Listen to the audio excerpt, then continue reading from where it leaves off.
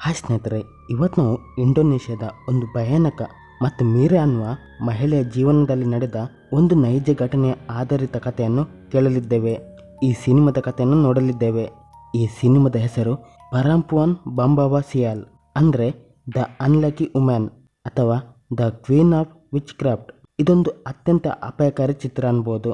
ಇದರಲ್ಲಿ ತೋರಿಸಲಾದ ಮಾಟಮಂತ್ರ ಮತ್ತು ದುಷ್ಟಶಕ್ತಿಯನ್ನು ನಿಜ ಜೀವನದಲ್ಲಿ ಮೀರಾಳ ದೇಹವನ್ನು ಆವರಿಸಿಕೊಳ್ಳಲು ಬಳಸಲಾಗಿತ್ತು.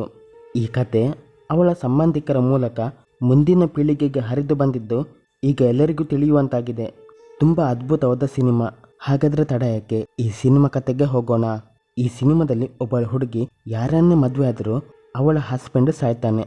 ಅವಳ ಹಸ್ಬೆಂಡ್ ಅಂದರೆ ಪತಿ ಸಾಯಲಿಕ್ಕೆ ಅಸಲಿ ಕಾರಣ ಏನು, ಆ ವಿಷಯ ಅವಳಿಗೆ ಗೊತ್ತಾದಾಗ ಏನಾಗುತ್ತೆ ಅನ್ನುವುದೇ ಈ ಸಿನಿಮಾದ ಕತೆ. ಕಥೆಯ ಶುರುವಲ್ಲಿ ಒಂದು ಸಣ್ಣ ಕುಟುಂಬವನ್ನು ತೋರಿಸಲಾಗುತ್ತೆ. ಅಲ್ಲೊಬ್ಬ ವ್ಯಕ್ತಿ ತನ್ನ ಮಗಳು ಸುನರ್ತಿಯನ್ನು ಅವಳ ಹೊಸ ಸಾಕುತಾಯಿ ಮತ್ತು ಸಾಕು ತಂಗಿಯಾದ ಮೀರಳಿಗೆ ಪರಿಚಯಿಸುತ್ತಿರುತ್ತಾನೆ. ಇದರ ನಂತರ ಕಥೆಯು ಪ್ರಸ್ತುತ ಕಾಲಕ್ಕೆ ಬರುತ್ತೆ. ಅಲ್ಲಿ ಮೀರಳ ಮದುವೆಯ ದಿನವನ್ನು ತೋರಿಸಲಾಗುತ್ತೆ. ಮೀರಾ ವಧುವಿನ ರೂಪದಲ್ಲಿ ಅತ್ಯಂತ ಸುಂದರವಾಗಿ ಕಾಣಿಸುತ್ತಿದ್ದಳು. ಯಾಕೆಂದರೆ ಅವಳ ಮೇಕಪ್ಪನ್ನು ಮಾಬಾ ವಾರ್ಸೋ ಮಾಡಿದ್ದ. ಆತ ತನ್ನ ಅದ್ಭುತ ಬ್ರೈಡಲ್ ಮೇಕಪ್ ಮತ್ತು ಮಾಟ ಮಂತ್ರದ ಕಲೆಗಾಗಿ ತುಂಬನೇ ಪ್ರಸಿದ್ಧನಾಗಿದ್ದ. ಮದುವೆ ಸಂದರ್ಭದಲ್ಲಿ ಮೀರಾ ಮತ್ತು ಅವಳ ಭಾವಿ ಪತಿ ಆರ್ಯೋ ಎಲ್ಲ ಸಾಂಪ್ರದಾಯಿಕ ವಿಧಿವಿಧಾನಗಳನ್ನು ನೆರವೇರಿಸುತ್ತಿದ್ದರು. ಒಂದು ಶಾಸ್ತ್ರದಂತೆ ಆರ್ಯೋ ತನ್ನ ಕಾಲಿನಿಂದ ಒಂದು ಮೊಟ್ಟೆಯನ್ನು ಒಡೆಯಬೇಕಿತ್ತು. ಅದರ ನಂತರ ಮನೆಯ ಹಿರಿಯರ ಆಶೀರ್ವಾದ ಪಡೆಯಬೇಕಿತ್ತು. ಈ ಶಾಸ್ತ್ರದಿಂದ ಗಂಡ ಹೆಂಡತಿಯ ವೈವಾಹಿಕ ಜೀವನ ಸುಖಮಯವಾಗಿರುತ್ತದೆ ಮತ್ತು ಅವರಿಗೆ ಶೀಘ್ರದಲ್ಲೇ ಸಂತಾನ ಭಾಗ್ಯ ಸಿಗುತ್ತೆ ಅನ್ನೋ ನಂಬಿಕೆ ಇತ್ತು. ಆದರೆ ಆರ್ಯ ಮೊಟ್ಟೆಯನ್ನು ಒಡೆದ ತಕ್ಷಣ ಆ ಮೊಟ್ಟೆ ಕೊಳೆತು ಹೋಗಿರುವುದು ಗೊತ್ತಾಗುತ್ತೆ. ಅಂದರಲ್ಲಿ ದೊಡ್ಡ ಅಪಶಕುನ ನಡೆದು ಹೋಗಿತ್ತು. ಇದನ್ನು ನೋಡಿ ಅಲ್ಲಿ ಸೇರಿದವರೆಲ್ಲರೂ ಆಶ್ಚರ್ಯಚಕಿತರಾಗ್ತಾರೆ. ಕೆಲವರು ಇದನ್ನು ಭಯಾನಕ ಅಪಶಕುನ ಅಂತ ಭಾವಿಸಿ ತಮ್ಮಲ್ಲೇ ಮಾತನಾಡಿಕೊಳ್ಳಲು ಆರಂಭಿಸ್ತಾರೆ. ಆರ್ಯನ ತಂದೆ ತಾಯಿ ಕೂಡ ಇದನ್ನು ನೋಡಿ ತುಂಬ ಚಿಂತೆಗೊಳ್ತಾರೆ. ಆದರೆ ಆರ್ಯನಿಗೆ ಈ ವಿಷಯದಿಂದ ಯಾವುದೇ ವ್ಯತ್ಯಾಸವಾಗುವುದಿಲ್ಲ. ಅವನಿಗಿದು ಏನು ಅನಿಸುವುದಿಲ್ಲ. ಆತ ಕೇವಲ ಮೀರಳ ಕಡೆ ನೋಡಿ ನಗುತ್ತಾ ಅವಳಿಗೆ ಈ ಬಗ್ಗೆ ಚಿಂತಿಸದಂತೆ ಹೇಳ್ತಾನೆ. ಆರ್ಯನ ಮಾತುಗಳಿಂದ ಮೀರಾ ಕೂಡ ಸ್ವಲ್ಪ ನಾರ್ಮಲ್ ಆಗ್ತಾಳೆ ಮತ್ತು ಇಬ್ಬರು ಮದುವೆಯ ಉಳಿದ ವಿಧಿವಿಧಾನಗಳನ್ನು ಪೂರ್ತಿಗೊಳಿಸ್ತಾರೆ. ವೆಡ್ಡಿಂಗ್ ಸೆರೆಮನಿ ಮುಗಿದ ನಂತರ ಎಲ್ಲ ಅತಿಥಿಗಳು ಅವರಿಗೆ ಶುಭ ಹಾರೈಸಿ ಅಲ್ಲಿಂದ ಹೊರಡಲು ಆರಂಭಿಸ್ತಾರೆ. ಇದೇ ಸಮಯದಲ್ಲಿ ಮೀರಳ ಕಸಿನ್ ತನ್ನ ಸ್ನೇಹಿತರೊಂದಿಗೆ ಕುಳಿತಿದ್ದಳು. ಮೀರಾ ಮತ್ತು ಆರ್ಯ ಅವರ ಭೇಟಿ ಹೇಗಾಯಿತು ಅನ್ನೋದು ತನಗಿಂದಿಗೂ ತಿಳಿದಿಲ್ಲ ಅಂತ ಅವಳು ಹೇಳ್ತಾಳೆ. ಇಷ್ಟು ಮಾತ್ರ ಗೊತ್ತಿದೆ, ಆರ್ಯ ಮನೆಗೆ ಹೋಗಿ ಸರ್ವೆ ಮಾಡುವ ಕೆಲಸ ಮಾಡ್ತಿದ್ದ. ಬಹುಶಃ ಅದೇ ಸಮಯದಲ್ಲಿ ಇಬ್ಬರ ಭೇಟಿಯಾಗಿರಬಹುದು ಅಂತ ಊಹೆ ಮಾಡ್ತಾಳೆ. ಮದುವೆ ಮುಗಿದ ನಂತರ ಆರ್ಯ ಮತ್ತು ಮೀರಾ ತಮ್ಮ ಮೊದಲ ರಾತ್ರಿಯನ್ನು ಒಟ್ಟಿಗೆ ಆಚರಿಸ್ತಾರೆ. ಇಬ್ಬರು ಒಬ್ಬರಿಗೊಬ್ಬರು ಪ್ರೀತಿಯಿಂದ ಮಾತನಾಡಿಕೊಳ್ಳುತ್ತಿರುವಾಗ ಆರ್ಯ ತಮಾಷೆಯಾಗಿ ಮೀರಳಿಗೆ ತಾನೇ ಅಡುಗೆ ಮಾಡುವುದನ್ನು ಕಲಿಸಿಕೊಡುವುದಾಗಿ ಹೇಳ್ತಾನೆ. ಅಂದರೆ ಮೀರಳಿಗೆ ಅಡುಗೆ ಮಾಡಲು ಬರುತ್ತಿರಲಿಲ್ಲ. ಮರುದಿನ ಬೆಳಿಗ್ಗೆ ಆರ್ಯ ಬೇಗನೆ ತನ್ನ ಕೆಲಸಕ್ಕಾಗಿ ಹೊರಡ್ತಾನೆ. ಹೋಗೋ ಮುಂಚೆ ಆತ ಮೀರಳಿಗಾಗಿ ಒಂದು ಪತ್ರವನ್ನು ಬರೆದಿಟ್ಟು ಹೋಗಿರ್ತಾನೆ. ಪತ್ರದಲ್ಲಿ ಬರೆಯಲಾಗಿತ್ತು, ಅವನು ಕೆಲಸ ಮುಗಿದ ತಕ್ಷಣ ಬೇಗನೆ ಮನೆಗೆ ಮರಳಿ ಬರ್ತಾನೆ.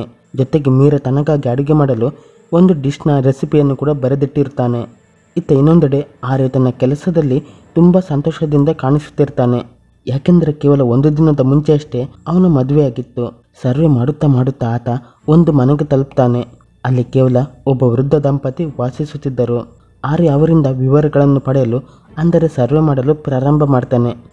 ಮಾತನಾಡುತ್ತಿರುವಾಗ ಅವನಿಗೆ ಏನೋ ವಿಚಿತ್ರವಾದ ಅನುಭವವಾಗುತ್ತೆ. ಒಂದು ಕ್ಷಣ ಆ ವೃದ್ಧ ಮಹಿಳೆ ಅವನ ಕಣ್ಣೆದುರೇ ಇರ್ತಾಳೆ. ಮುಂದಿನ ಕ್ಷಣದಲ್ಲೇ ಯಾವುದೇ ಕಾರಣವಿಲ್ಲದೆ ಇದ್ದಕ್ಕಿದ್ದಂತೆ ಮಾಯವಾಗ್ತಾಳೆ. ಆರ್ಯನಿಗೆ ಈ ವಿಷಯ ಸ್ವಲ್ಪ ವಿಚಿತ್ರ ಎನಿಸಿದರೂ ಆತ ಇದರ ಕಡೆ ಅಷ್ಟಾಗಿ ಗಮನ ಕೊಡಲ್ಲ. ಬದಲಿಗೆ ತನ್ನ ಮುಂದಿನ ಸರ್ವೆಗಾಗಿ ಅಲ್ಲಿಂದ ಹೊರಡ್ತಾನೆ. ಆತ ಮನೆಯಲ್ಲಿ ಮೀರಳ ಜೊತೆಯೂ ಕೆಲವು ವಿಚಿತ್ರ ಘಟನೆಗಳು ನಡೆಯುತ್ತಿರುತ್ತವೆ. ಅವಳು ಕನ್ನಡಿಯ ಮುಂದೆ ನಿಂತು ತನ್ನ ಕೂದಲನ್ನು ಬಾಚಿಕೊಳ್ಳುತ್ತಿರುವಾಗ ಇದ್ದಕ್ಕಿದ್ದಂತೆ ತನ್ನ ಹೆಗಲ ಮೇಲೆ ಯಾರೋ ಕೈ ಇಟ್ಟಂತೆ ಭಾಸವಾಗುತ್ತೆ. ಅವಳು ತಕ್ಷಣ ಹಿಂದೆ ತಿರುಗಿ ನೋಡ್ತಾಳೆ. ಅಲ್ಲಿ ಯಾರೂ ಇರಲಿಲ್ಲ. ಮೀರಾ ಈ ವಿಷಯವನ್ನು ನಿರ್ಲಕ್ಷ್ಯ ಮಾಡಿ ಆರ್ಯ ಬರೆದಿಟ್ಟಿದ್ದ ರೆಸಿಪಿಯನ್ನು ನೋಡಿ ಅಡುಗೆ ಮಾಡಲು ಪ್ರಾರಂಭ ಮಾಡ್ತಾಳೆ. ಸ್ವಲ್ಪ ಸಮಯದ ನಂತರ ಅವಳ ಕಣ್ಣು ಮನೆ ಹೊರಗೆ ನಿಂತಿದ್ದ ಒಬ್ಬ ವ್ಯಕ್ತಿಯ ಮೇಲೆ ಬೀಳುತ್ತೆ. ಮೀರಾ ಆತನಿಗೆ ನೀನು ಯಾರು ಅಂತ ಕೇಳ್ತಾಳೆ. ಆಗ ಆ ವ್ಯಕ್ತಿ ತಾನು ಎಲೆಕ್ಟ್ರಿಕ್ ಮೀಟರ್ ಚೆಕ್ ಮಾಡಲು ಬಂದಿರುವುದಾಗಿ ಹೇಳ್ತಾನೆ. ಇದನ್ನು ಕೇಳಿ ಮೀರಾ ಮತ್ತೆ ತನ್ನ ಅಡುಗೆ ಕೆಲಸದಲ್ಲಿ ತೊಡಗಿಕೊಳ್ತಾಳೆ. ಸ್ವಲ್ಪ ಸಮಯದ ನಂತರ ಅದೇ ವ್ಯಕ್ತಿ ಪದೇ ಮನೆ ಹೊರಗೆ ಬಂದು ಮೀಟರ್ ಚೆಕ್ ಮಾಡುತ್ತಿರುವುದು ಅವಳಿಗೆ ತಿಳಿಯುತ್ತೆ. ಇದು ಮೀರಾಳಿಗೆ ತುಂಬಾ ವಿಚಿತ್ರ ಎನಿಸುತ್ತೆ. ಅದಕ್ಕಾಗಿ ಅವಳು ಮನೆಯಿಂದ ಹೊರಗೆ ಬಂದು ಆ ವ್ಯಕ್ತಿಯನ್ನು ಪ್ರಶ್ನೆ ಮಾಡ್ತಾಳೆ. ಆದರೆ ಮುಂದಿನ ಕ್ಷಣದಲ್ಲಿ ಆ ವ್ಯಕ್ತಿ ಇದ್ದಕ್ಕಿದ್ದಂತೆ ಒಂದು ಅತ್ಯಂತ ಭಯಾನಕ ಮತ್ತು ವಿಕೃತ ರಾಕ್ಷಸನಾಗಿ ಬದಲಾಗ್ತಾನೆ. ಇದು ನೋಡಿ ಮೀರಾ ತುಂಬಾನೇ ಹೆದರಿ ಹೋಗ್ತಾಳೆ ಮತ್ತು ತನ್ನ ಪ್ರಾಣವನ್ನು ಉಳಿಸಿಕೊಳ್ಳಲು ಓಡಿ ಬಂದು ಮನೆ ಒಂದು ಕೋಣೆಯಲ್ಲಿ ಅಡಗಿಕೊಳ್ತಾಳೆ.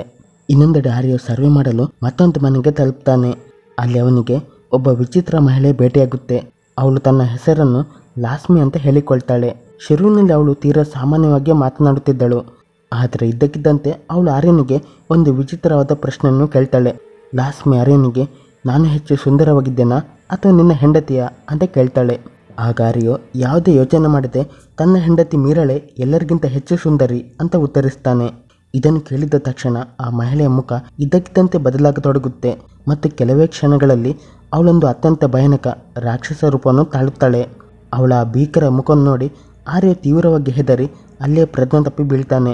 ಸ್ವಲ್ಪ ಸಮಯದ ಬಳಿಕ ಅವನಿಗೆ ಪ್ರಜ್ಞೆ ಬಂದಾಗ ಆತ ಅಲ್ಲಿ ಸಂಪೂರ್ಣವಾಗಿ ಒಂಟಿಯಾಗಿರ್ತಾನೆ. ಪ್ರಜ್ಞೆ ಬರುತ್ತಿದ್ದಂತೆ ಆತ ತನ್ನ ಎಲ್ಲ ಸಾಮಗ್ರಿಗಳನ್ನು ಅಲ್ಲಿಯೇ ಬಿಟ್ಟು ಪ್ರಾಣ ಉಳಿಸಿಕೊಳ್ಳಲು ಅಲ್ಲಿಂದ ಓಡಿ ಹೋಗ್ತಾನೆ. ಓಡುತ್ತಾ ಆತ ಒಂದು ದಾರಿಯಲ್ಲಿ ಸಿಕ್ಕ ಸಣ್ಣ ಅಂಗಡಿಯಲ್ಲಿ ಹೋಗಿ ಅಡಗಿಕೊಳ್ತಾನೆ. ಆ ಅಂಗಡಿಯಲ್ಲಿ ಯಾರೂ ಇರುವುದಿಲ್ಲ. ಅಂಗಡಿ ಒಳಗೂ ಯಾರೂ ಇರಲಿಲ್ಲ.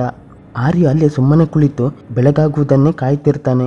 ನಿಧಾನವಾಗಿ ರಾತ್ರಿ ಇನ್ನೂ ದಟ್ಟವಾಗುತ್ತಾ ಹೋಗುತ್ತೆ ಮತ್ತು ನೋಡುತ್ತಿದ್ದಂತೆ ಮಧ್ಯರಾತ್ರಿ ಆಗುತ್ತೆ. ಆಗ ಅದೇ ಅಂಗಡಿ ಒಳಗಿನಿಂದ ಮತ್ತೆ ಅದೇ ಲಾಸ್ಮಿ ತನ್ನ ನಿಜವಾದ ಭಯಾನಕ ರೂಪದಲ್ಲಿ ಪ್ರತ್ಯಕ್ಷಳಾಗ್ತಾಳೆ. ಇದನ್ನು ನೋಡಿ ಆರ್ಯನ ಭಯ ಮತ್ತಷ್ಟು ಹೆಚ್ಚಾಗುತ್ತೆ ಮತ್ತು ಆತ ತಕ್ಷಣವೇ ಅಂಗಡಿಯಿಂದ ಹೊರಗೆ ಓಡ್ತಾನೆ. ಮಾತ್ರ ಈಗಷ್ಟೇ ತುಂಬಾನೇ ತಡವಾಗಿತ್ತು.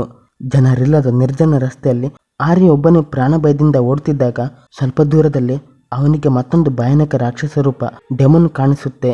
ಅದು ಸಂಪೂರ್ಣವಾಗಿ ವಧುವಿನಂತೆ ಸಿಂಗಾರಗೊಂಡಿತ್ತು ಮತ್ತು ಯಾವುದೋ ಪುರಾತನ ನೃತ್ಯವನ್ನು ಮಾಡುತ್ತಾ ಆರ್ಯನ ಹತ್ತಿರ ಬರುತ್ತಿತ್ತು. ಆರ್ಯ ಅದನ್ನು ನೋಡುತ್ತಿರುವಾಗಲೇ ಅವನ ಹಿಂದೆ ಒಂದು ಕುದುರೆ ಗಾಡಿ ಬಂದು ನಿಲ್ಲುತ್ತೆ. ಆದರೆ ಎಲ್ಲಕ್ಕಿಂತ ಭಯಾನಕ ವಿಷಯವೆಂದರೆ ಆ ಕುದುರೆ ಗಾಡಿಯನ್ನು ಓಡಿಸುತ್ತಿದ್ದ ವ್ಯಕ್ತಿಗೆ ತಲೆ ಇರಲಿಲ್ಲ. ಇದನ್ನು ಕಂಡು ಆರ್ಯ ಸಂಪೂರ್ಣವಾಗಿ ಬೆದರಿ ಹೋಗ್ತಾನೆ.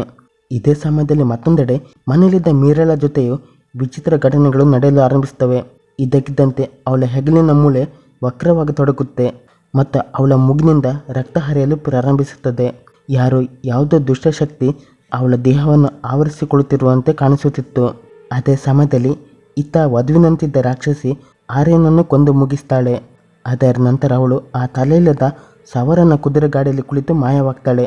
ಅಂದರೆ ಅವಳು ಯಾವುದೋ ಒಬ್ಬಳು ಮುಖ್ಯ ರಾಕ್ಷಸಿಯಾಗಿದ್ದು ಅವಳ ನಿಯಂತ್ರಣದಲ್ಲಿ ಅನೇಕ ರಾಕ್ಷಸರಿದ್ದರು ಅನ್ನೋದು ಸ್ಪಷ್ಟವಾಗುತ್ತೆ. ಮರುದಿನ ಆರ್ಯನ ಅಂತ್ಯಕ್ರಿಯೆಯಲ್ಲಿ ಎಲ್ಲರೂ ತುಂಬನೇ ದುಃಖದಲ್ಲಿರ್ತಾರೆ ಮತ್ತು ಮೀರಾ ಕೂಡ ಅವನ ಹೆಣದ ಬಳಿ ಕುಳಿತು ಅಳುತ್ತಿದ್ದಳು. ಆದರೆ ಆರ್ಯನ ತಾಯಿ ಮೀರಳನ್ನು ನೋಡಿದ ತಕ್ಷಣ ತನ್ನ ಕೋಪವನ್ನು ತಡೆಯಲಾಗದೆ ಮೀರಾಳೆ ತನ್ನ ಮಗನ ಸಾವಿಗೆ ಕಾರಣ ಅಂತ ದೂರ್ತಾಳೆ ಮತ್ತು ಕೋಪದಿಂದ ಅವಳನ್ನು ಮನೆಯಿಂದ ಹೊರಗೆ ಹಾಕ್ತಾಳೆ. ಈ ದುರಂತದ ಕೆಲವು ದಿನಗಳ ನಂತರ ಮೀರಾ ಒಂದು ವಿಗ್ ತಯಾರಿಸುವ ಫ್ಯಾಕ್ಟರಿಯಲ್ಲಿ ಕೆಲಸ ಮಾಡಲು ಪ್ರಾರಂಭಿಸ್ತಾಳೆ. ಸಹಜವಾಗಿ ಬದುಕಲು ಹಣ ಮತ್ತು ಇರಲು ಒಂದು ಜಾಗ ಬೇಕಿತ್ತಲ್ವ, ಅದಕ್ಕೋಸ್ಕರ ಒಂದು ದಿನ ಫ್ಯಾಕ್ಟರಿಗೆ ಒಬ್ಬಳು ಹೊಸ ಮಹಿಳೆ ಉದ್ಯೋಗಿ ಸೇರಿಕೊಳ್ತಾಳೆ. ಫ್ಯಾಕ್ಟರಿಯ ಮ್ಯಾನೇಜರ್ ಅವಳಿಗೆ ಇಡೀ ಫ್ಯಾಕ್ಟರಿಯನ್ನು ತೋರಿಸುತ್ತಿರ್ತಾಳೆ. ಇದೇ ಸಂದರ್ಭದಲ್ಲಿ ಅವಳು ಫ್ಯಾಕ್ಟರಿಯ ಹೆಡ್ ಆದ ಆಗಸ್ಟ್ಗೂ ಅವಳನ್ನು ಪರಿಚಯಿಸ್ತಾಳೆ. ಆಗಸ್ಟ್ ಇನ್ನು ಮದುವೆ ಆಗಿರಲಿಲ್ಲ. ಮದುವೆಗಾಗಿ ಹುಡುಗಿಯ ಹುಡುಕಾಟದಲ್ಲಿದ್ದ. ಮ್ಯಾನೇಜರ್ ಅವಳಿಗೆ ಮತ್ತೊಬ್ಬ ಉದ್ಯೋಗಿ ಸಿನಿಯತ ಬಗ್ಗೆ ತಿಳಿಸ್ತಾಳೆ. ಸಿನಿಯತನಿಂದ ಸ್ವಲ್ಪ ಎಚ್ಚರಿಕೆಯಿಂದ ಇರಬೇಕೆಂದು ಅವಳು ನಿಧಾನವಾಗಿ ಹೇಳ್ತಾಳೆ. ಯಾಕೆಂದರೆ ಅವನ ಕಣ್ಣು ಹುಡುಗಿಯರ ಮೇಲೆ ತುಂಬನೇ ಕೆಟ್ಟದಾಗಿರುತ್ತಿತ್ತು. ಇದರ ನಂತರ ಮ್ಯಾನೇಜರ್ ಆ ಹೊಸ ಉದ್ಯೋಗಿಗೆ ಅವಳ ಡೆಸ್ಕನ್ನು ತೋರಿಸ್ತಾಳೆ. ಅವಳ ಡೆಸ್ಕಿನ ಪಕ್ಕದಲ್ಲೇ ಮೀರಾ ಕುಳಿತಿದ್ದಳು. ಆ ಹೊಸ ಉದ್ಯೋಗಿ ಮೀರಳನ್ನು ನೋಡಿದ ತಕ್ಷಣವೇ ತೀವ್ರವಾಗಿ ಹೆದರಿ ಹೋಗ್ತಾಳೆ. ಅವಳು ಜೋರಾಗಿ ಕಿರುಚುತ್ತಾ ಈ ಹುಡುಗಿ ಬ್ಯಾಡ್ ಲಕ್ ಅಂತ ಹೇಳ್ತಾಳೆ. ಅವಳ ಮಾತು ಮುಗಿಯುವ ಮುಂಚೆ ಅಚಾನಕ್ಕಾಗಿ ಫ್ಯಾಕ್ಟರಿಯ ಮತ್ತೊಂದು ಕೆಲಸಗಾರ ಯಾವುದೋ ದುಷ್ಟಶಕ್ತಿಯ ಆವೇಶಕ್ಕೆ ಒಳಗಾಗ್ತಾನೆ. ಅವನನ್ನು ನೋಡಿ ಅಲ್ಲಿ ಗೊಂದಲ ಉಂಟಾಗುತ್ತೆ ಮತ್ತು ಜನರೆಲ್ಲರೂ ಹೆದರಿ ಫ್ಯಾಕ್ಟರಿಯಿಂದ ಹೊರಗೆ ಓಡ್ತಾರೆ. ಇದು ನೋಡಿ ಫ್ಯಾಕ್ಟರಿ ಹೆಡ್ ಆಗಸ್ಟ್ ತಕ್ಷಣ ಅಲ್ಲಿಗೆ ಬಂದು ಮೀರಳನ್ನು ತನ್ನ ಕಾರಿನಲ್ಲಿ ಕೂರಿಸಿಕೊಂಡು ಫ್ಯಾಕ್ಟರಿಯಿಂದ ದೂರ ಕರೆದುಕೊಂಡು ಹೋಗ್ತಾನೆ. ಯಾಕೆಂದರೆ ಆ ಸಮಯದಲ್ಲಿ ಅಲ್ಲಿ ಜನ ಇದ್ದಿದ್ದರೆ ಅವಳನ್ನು ಕೊಂದು ಮುಗಿಸುತ್ತಿದ್ದರು. ಆಗಸ್ಟ್ ಮೀರಳನ್ನು ಒಂದು ರೆಸ್ಟೋರೆಂಟಿಗೆ ಕರೆದುಕೊಂಡು ಹೋಗ್ತಾನೆ. ಅದು ಬನ್ನ ಅನ್ನುವ ಒಬ್ಬ ವ್ಯಕ್ತಿಯದಾಗಿತ್ತು. ಬನ್ನ ಮೊದಲ ಬಾರಿಗೆ ಮೀರಳನ್ನು ನೋಡಿದ ತಕ್ಷಣವೇ ಅವಳನ್ನು ಇಷ್ಟಪಡಲು ಆರಂಭಿಸ್ತಾನೆ. ಆಗಸ್ಟ್ ಮೀರಳಿಗೆ ತಿಂಡಿ ಕೊಡಿಸ್ತಾನೆ ಮತ್ತು ಅವಳಿಗೆ 2 ದಿನಗಳ ರಜೆ ತೆಗೆದುಕೊಳ್ಳುವಂತೆ ಹೇಳ್ತಾನೆ. ಜೊತೆಗೆ ಅವಳ ಸಂಬಳದಿಂದ 1 ರೂಪಾಯಿಯನ್ನು ಕಡಿತಗೊಳಿಸುವುದಿಲ್ಲ ಅಂತ ಹೇಳ್ತಾನೆ. ಮಾತನಾಡ್ತಾ ಆಗಸ್ಟ್ ಮೀರಳಿಗೆ ತನ್ನನ್ನು ಮದುವೆಯಾಗುವಂತೆ ಪ್ರಪೋಸ್ ಮಾಡ್ತಾನೆ. ಆದರೆ ಮೀರಾ ಅವನ ಪ್ರಪೋಸಲ್ಗೆ ಯಾವುದೇ ಉತ್ತರ ನೀಡಲ್ಲ. ಅವಳು ಸುಮ್ಮನೆ ಅಲ್ಲಿಂದ ತನ್ನ ಮನೆಗೆ ವಾಪಸ್ಸು ಬರ್ತಾಳೆ. ರಾತ್ರಿ ಮೀರಾ ತನ್ನ ಮನೆಯಲ್ಲಿ ಒಬ್ಬಳೇ ಇದ್ದಾಗ ಒಬ್ಬ ವ್ಯಕ್ತಿ ಅವಳಿಗೆ ಪಾರ್ಸೆಲ್ನಲ್ಲಿ ಆಹಾರವನ್ನು ತಂದು ಕೊಡ್ತಾನೆ. ಆಹಾರ ಇನ್ನೂ ತುಂಬ ಬಿಸಿಯಾಗಿತ್ತು. ಮೀರಾ ಆ ಪಾರ್ಸೆಲನ್ನು ತೆರೆದ ತಕ್ಷಣ ದಿಗ್ಭ್ರಮೆಗೊಳ್ತಾಳೆ. ಯಾಕೆಂದರೆ ಅದರೊಳಗೆ ಅದೇ ಡಿಶ್ ಇತ್ತು. ಯಾವ ಡಿಶ್ನ ರೆಸಿಪಿಯನ್ನು ಆರ್ಯ ಮದುವೆ ಮರುದಿನ ಪತ್ರದಲ್ಲಿ ಬರೆದು ಅವಳಿಗೆ ಕೊಟ್ಟಿದ್ದ, ಅದು ಅದೇ ಆಗಿತ್ತು. ಅವಳು ಆ ಬಿಸಿ ಪಾತ್ರೆಯನ್ನು ಹಾಗೆ ಹಿಡಿದುಕೊಂಡಿದ್ದರಿಂದ ಯಾವುದೋ ಆಲೋಚನೆಯಲ್ಲಿದ್ದ ಕಾರಣ ಅವಳ ಕೈ ಸುಟ್ಟು ಹೋಗುತ್ತೆ. ಅದೇ ಕ್ಷಣದಲ್ಲಿ ಅವಳಿಗೆ ಆರ್ಯನ ಒಂದು ಮುಖ ಕಾಣಿಸುತ್ತೆ. ಮಾತ್ರ ಅದು ಮೊದಲಿನ ಆರ್ಯ ಆಗಿರಲಿಲ್ಲ. ಅವನ ಮುಖ ಅತ್ಯಂತ ಭಯಾನಕ ಮತ್ತು ಭೀಕರವಾಗಿತ್ತು. ಆರ್ಯನ ಆತ್ಮ ಮೀರಳನ್ನು ಹೆದರಿಸುತ್ತಿರುವಂತೆ ಭಾಸವಾಗುತ್ತಿತ್ತು. ಇಲ್ಲಿ ಆಹಾರ ಕಳಿಸಿದ್ದು ಬೇರೆ ಯಾರೂ ಅಲ್ಲ, ಆಗಸ್ಟ್. ಇದೇ ಸಮಯದಲ್ಲಿ ಮೀರಾ ಬಾಡಿಗೆಗೆ ಇದ್ದ ಮನೆ ಮಾಲೀಕಳಿಗೆ ಫ್ಯಾಕ್ಟರಿಯಲ್ಲಿ ನಡೆದ ಘಟನೆ ಬಗ್ಗೆ ತಿಳಿದು ಹೋಗುತ್ತೆ.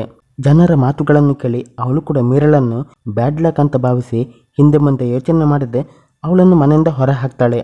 ಪಾಪ ಮೀರಳಿಗಿರಲು ಯಾವುದೇ ಜಾಗ ಉಳಿಯುವುದಿಲ್ಲ. ಆದ್ದರಿಂದ ಅವಳು ಆ ರಾತ್ರಿಯನ್ನು ಫ್ಯಾಕ್ಟರಿ ಒಳಗೆ ಕಳೆದು ಅಲ್ಲೇ ಮಲಗಿಕೊಳ್ತಾಳೆ. ಆದರೆ ಮರುದಿನ ಬೆಳಿಗ್ಗೆ ಉದ್ಯೋಗಿಗಳು ಅವಳನ್ನು ಫ್ಯಾಕ್ಟರಿಯಲ್ಲಿ ನೋಡಿದಾಗ ಅವರೆಲ್ಲರೂ ಅವಳನ್ನು ಅಲ್ಲಿಂದ ಓಡಿಸಲು ಪ್ರಾರಂಭ ಮಾಡ್ತಾರೆ. ಮೀರಾ ಹೋದ ಕಡೆಯೆಲ್ಲ ಕೇವಲ ದುರದೃಷ್ಟವನ್ನು ತರುತ್ತಾಳೆ ಅನ್ನುವುದು ಎಲ್ಲರ ನಂಬಿಕೆಯಾಗಿತ್ತು. ಅಷ್ಟರಲ್ಲಿ ಅಲ್ಲಿಗೆ ಆಗಸ್ಟ್ ಬರ್ತಾನೆ. ಆತ ಎಲ್ಲರ ಮುಂದೆ ಮೀರಳ ಪರವಾಗಿ ನಿಂತು ಅವಳ ಬಗ್ಗೆ ಸಹಾನುಭೂತಿ ತೋರಿಸ್ತಾನೆ. ಅದರ ನಂತರ ಆತ ಮತ್ತೊಮ್ಮೆ ಮೀರಳಿಗೆ ಮದುವೆ ಪ್ರಪೋಸ್ ಮಾಡ್ತಾನೆ ಮತ್ತು ಈ ಬಾರಿ ಮೀರಾ ಕೂಡ ಅವನ ಪ್ರಪೋಸಲ್ಗೆ ಒಪ್ಪಿಗೆ ಕೊಡ್ತಾಳೆ. ಮಾತ್ರ ಇದನ್ನು ನೋಡಿ ಸುನೀತನಿಗೆ ತುಂಬಾನೇ ಕೋಪ ಬರುತ್ತೆ. ಒಬ್ಬ ಸಾಮಾನ್ಯ ಉದ್ಯೋಗಿ ಕಂಪನಿಯ ಹೆಡ್ನನ್ನು ಮದುವೆಯಾಗುತ್ತಿರುವುದು ಅವನಿಗೆ ಸಹಿಸಲು ಆಗಲ್ಲ. ಯಾಕೆಂದರೆ ಸುನೀತನ ಕಣ್ಣು ಮೀರಳ ಮೇಲೆ ತುಂಬಾನೇ ಕೆಟ್ಟದಾಗಿತ್ತು ಮತ್ತು ಆತ ಅವಳೊಂದಿಗೆ ಏನು ತಪ್ಪು ಮಾಡಲು ಬಯಸಿದ್ದ. ಮದುವೆ ನಂತರ ಆಗಸ್ಟ್ ಮತ್ತು ಮೀರಾ ತಮ್ಮ ಮೊದಲ ರಾತ್ರಿಯಂದು ಒಟ್ಟಿಗೆ ಕುಳಿತಿರ್ತಾರೆ. ಮಾತನಾಡ್ತಾ ಆಗಸ್ಟ್ ಮೀರಳಿಗೆ ಅವಳ ತಂಗಿ ಸುನಾರ್ತಿ ಬಗ್ಗೆ ಕೇಳ್ತಾನೆ.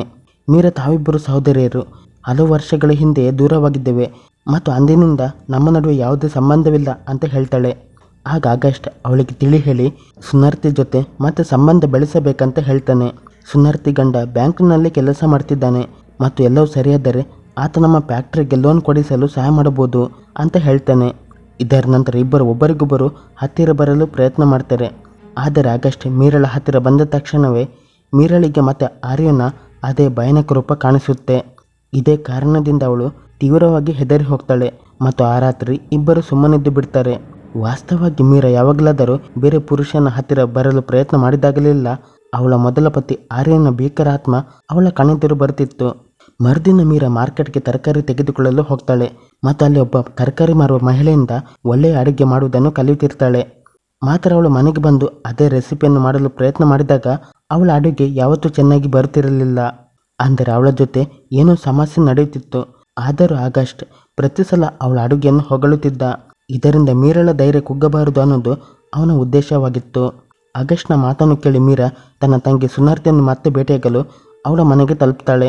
ಸುನಾರ್ತಿ ಮಾತ್ರ ಇನ್ನು ಯಾವುದೋ ಹಳೆಯ ವಿಷಯಕ್ಕಾಗಿ ಮೀರಳ ಮೇಲೆ ತುಂಬಾನೇ ಕೋಪದಲ್ಲಿದ್ದಳು. ಅವಳು ಮೀರಳೊಂದಿಗೆ ಮತ್ತೆ ಯಾವುದೇ ಸಂಬಂಧ ಇಟ್ಟುಕೊಳ್ಳಲು ಸ್ಪಷ್ಟವಾಗಿ ನಿರಾಕರಿಸ್ತಾಳೆ. ಇದೇ ಸಮಯದಲ್ಲಿ ಸುನಾರ್ತಿ ಮಗಳು ಕೂಡ ಶಾಲೆಯಿಂದ ಮನೆಗೆ ಮರಳುತ್ತಾಳೆ. ಸುನಾರ್ತಿ ಮಾತ್ರ ಮೀರಳನ್ನು ತನ್ನ ಮಗಳ ಹತ್ತಿರವೂ ಸೇರಿಸುವುದಿಲ್ಲ. ಇದು ಸುನಾರ್ತಿ ಮತ್ತು ಸಾಕು ತಂಗಿ ಮೀರಳ ಮೇಲಿದ್ದ ದ್ವೇಷವನ್ನು ತೋರಿಸುತ್ತೆ ಮತ್ತು ಅವಳು ತಕ್ಷಣವೇ ತನ್ನ ಮನೆಯಿಂದ ಹೊರಟು ಹೋಗಲು ಹೇಳ್ತಾಳೆ. ಇದರ ನಂತರ ಒಂದು ರಾತ್ರಿ ಅಂತಿಮವಾಗಿ ಮೀರಾ ಮತ್ತು ಆಗಸ್ಟ್ ನಡುವೆ ದೈಹಿಕ ಸಂಬಂಧ ಏರ್ಪಡುತ್ತೆ. ಆದರೆ ಮರುದಿನವೇ ಮೀರಾ ಮಾರ್ಕೆಟ್ನಲ್ಲಿ ತರಕಾರಿ ಕೊಳ್ಳುತ್ತಿರುವಾಗ ಅಲ್ಲಿ ಬನ್ನ ಕೂಡ ಇದ್ದ ಮತ್ತು ಆತ ದೂರದಿಂದಲೇ ಮೀರಳನ್ನು ಗಮನಿಸುತ್ತಿದ್ದ. ಯಾಕೆಂದರೆ ಆತ ಅವಳನ್ನು ಪ್ರೀತಿಸುತ್ತಿದ್ದ. ಮನೆಗೆ ತಲುಪಿದ ನಂತರ ಮೀರಾ ತನ್ನ ಮನೆಯ ಹೊರಗೆ ಒಬ್ಬ ಅಪರಿಚಿತ ವ್ಯಕ್ತಿ ನಿಂತಿರುವುದನ್ನು ನೋಡ್ತಾಳೆ. ಮೀರಾ ಆತನಿಗೆ ನೀನು ಯಾರು ಅಂತ ಕೇಳಿದಾಗ ಆತ ತಾನು ಎಲೆಕ್ಟ್ರಿಕ್ ಮೀಟರ್ ಚೆಕ್ ಮಾಡಲು ಬಂದಿರುವುದಾಗಿ ಹೇಳುತ್ತಾನೆ. ಈ ಮಾತು ಕೇಳಿದ ತಕ್ಷಣ ಮೀರಳಿಗೆ ಆಘಾತವಾಗುತ್ತೆ. ಅವಳಿಗೆ ಸಂಶಯ ಬರಲು ಆರಂಭಿಸುತ್ತೆ. ಏಕೆಂದರೆ ಅವಳೊಂದಿಗೆ ಈ ಹಿಂದೆಯೂ ಆರ್ಯನ ಸಮಯದಲ್ಲಿ ನಿಖರವಾಗಿ ಹೀಗೆ ನಡೆದಿತ್ತು. ಆದರೆ ಈ ಬಾರಿ ಮೀರಾ ಹೊರಗೆ ಹೋಗಲ್ಲ ಮತ್ತು ಅವಳ ಮನೆ ಒಳಗಿನಿಂದಲೇ ಆ ವ್ಯಕ್ತಿಯ ಮೇಲೆ ಕಣ್ಣಿಟ್ಟಿರ್ತಾಳೆ. ಸ್ವಲ್ಪ ಸಮಯದ ನಂತರ ಆ ವ್ಯಕ್ತಿ ತನ್ನ ಕೆಲಸ ಮುಗಿಸಿ ಅಲ್ಲಿಂದ ಹೊರಟು ಹೋಗ್ತಾನೆ. ಆಗ ಮೀರಾ ನಿಟ್ಟುಸಿರು ಬಿಡುತ್ತಾಳೆ. ಅದೇ ರಾತ್ರಿ ಆಗಸ್ಟ್ ಫ್ಯಾಕ್ಟರಿಯಲ್ಲಿ ತಡರಾತ್ರಿಯವರೆಗೆ ಕೆಲಸ ಮಾಡ್ತಿದ್ದ. ಅಲ್ಲಿ ಅವನಿಗೆ ಸುನೀತನ ಭೇಟಿಯಾಗುತ್ತೆ. ಆತ ಇನ್ನು ಯಾವುದೋ ಕೆಲಸಕ್ಕಾಗಿ ಫ್ಯಾಕ್ಟರಿಯಲ್ಲಿದ್ದ. ಅಸಲಿಗೆ ಅವನ ಕೆಟ್ಟ ದೃಷ್ಟಿ ಯಾವುದೊಬ್ಬಳು ಹುಡುಗಿ ಮೇಲೆ ಇತ್ತು. ಅದು ಬೇರೆ ಇರೋಲ್ಲ, ಮೀರಳ ಮೇಲೆ. ಆತ ಮನೆಯಲ್ಲಿ ಒಂಟಿಯಾಗಿ ಕುಳಿತಿದ್ದ ಮೀರಳಿಗೆ ಮನಸ್ಸು ತಡೆಯದೆ ಅವಳು ಬನ್ನನ ರೆಸಿಪಿಗೆ ಅಂದರೆ ಅವನ ರೆಸ್ಟೋರೆಂಟಿಗೆ ಹೋಗ್ತಾಳೆ.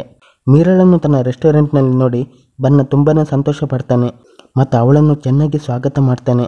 ಮತ್ತೊಂದೆಡೆ ರಾತ್ರಿ ಮನೆಗೆ ಮರಳುವಾಗ ದಾರಿಯಲ್ಲಿ ಆಗಸ್ಟ್ನ ಕಾರಿನ ಟೈರ್ ಇದ್ದಕ್ಕಿದ್ದಂತೆ ಪಂಕ್ಚರ್ ಆಗುತ್ತೆ. ಬೇರೆ ದಾರಿ ಇಲ್ಲದೆ ಆತ ಕಾರಿನಿಂದ ಹೊರಬಂದು ಟೈರ್ ಬದಲಾಯಿಸಲು ಶುರು ಮಾಡ್ತಾನೆ. ಮಾತ್ರ ಇದೇ ಸಮಯದಲ್ಲಿ ಅವನ ಹಿಂದೆ ಅದೇ ಭಯಾನಕ ರಾಕ್ಷಸಿ ಪ್ರತ್ಯಕ್ಷಳಾಗ್ತಾಳೆ. ಯಾರು ಮೊದಲು ಆರ್ಯನ ಪ್ರಾಣ ತೆಗೆದಿದ್ದಳು ಅವಳೇ ಬಂದಿರ್ತಾಳೆ. ಅದೇ ಸಮಯದಲ್ಲಿ ಮತ್ತೊಂದೆಡೆ ಮೀರಳ ಹೆಗಲಿನಲ್ಲಿಯೂ ಇದ್ದಕ್ಕಿದ್ದಂತೆ ತೀವ್ರವಾದ ನೋವು ಕಾಣಿಸಿಕೊಳ್ಳುತ್ತೆ. ಇದನ್ನು ನೋಡಿದರೆ ಸ್ಪಷ್ಟವಾಗಿ ಅರಿವಾಗುತ್ತೆ ಏನೆಂದರೆ ಅಸಲಿಗೆ ಮೀರಳಿಗೂ ಆ ಅಪಾಯಕಾರಿ ರಾಕ್ಷಸಿಗೂ ಯಾವುದೋ ಆಳವಾದ ಕನೆಕ್ಷನ್ ಖಂಡಿತ ಇತ್ತು. ಟೈರ್ ಹಾಕುತ್ತಿರುವಾಗ ಒಂದು ಸ್ಕ್ರೂ ಕಾರಿನ ಕೆಳಗೆ ಬಿದ್ದು ಹೋಗುತ್ತೆ ಮತ್ತು ಆಗಸ್ಟ್ ಅದನ್ನು ತೆಗೆಯಲು ಕೆಳಗೆ ಬಾಗ್ತಾನೆ.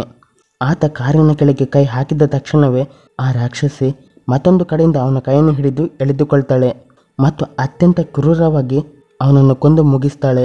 ಮೀರಳೊಂದಿಗೆ ಈ ಹಿಂದೆಯೂ ಇಂಥ ವಿಚಿತ್ರ ಘಟನೆಗಳು ನಡೆದಿದ್ದರಿಂದ ಅವಳಿಗೆ ಇದ್ದಕ್ಕಿದ್ದಂತೆ ಆಗಸ್ಟ್ ಯಾವುದೋ ದೊಡ್ಡ ತೊಂದರೆಯಲ್ಲಿದ್ದಾನೆ ಅನ್ನೋ ಮುನ್ಸೂಚನೆ ಸಿಗುತ್ತೆ. ಅವಳು ತಕ್ಷಣವೇ ಬನ್ನನ ಜೊತೆ ಆಗಸ್ಟ್ನನ್ನು ಹುಡುಕಲು ಹೊರಡ್ತಾಳೆ. ಮಾತ್ರ ದಾರಿಯಲ್ಲಿ ಅವರಿಗೆ ಆಗಸ್ಟ್ನ ಕಾರು ನಿಂತಿರುವುದು ಕಾಣಿಸುತ್ತೆ ಮತ್ತು ಅದರ ಪಕ್ಕದಲ್ಲೇ ಆಗಸ್ಟ್ನ ಹೆಣ ಬಿದ್ದಿರುತ್ತೆ. ಅವನ ಸಾವಾಗಿತ್ತು. ಇದು ನೋಡಿ ಮೀರಾ ಸಂಪೂರ್ಣವಾಗಿ ಮುರಿದು ಬೀಳ್ತಾಳೆ ಮತ್ತು ಜೋರಾಗಿ ಅಳಲು ಆರಂಭಿಸ್ತಾಳೆ.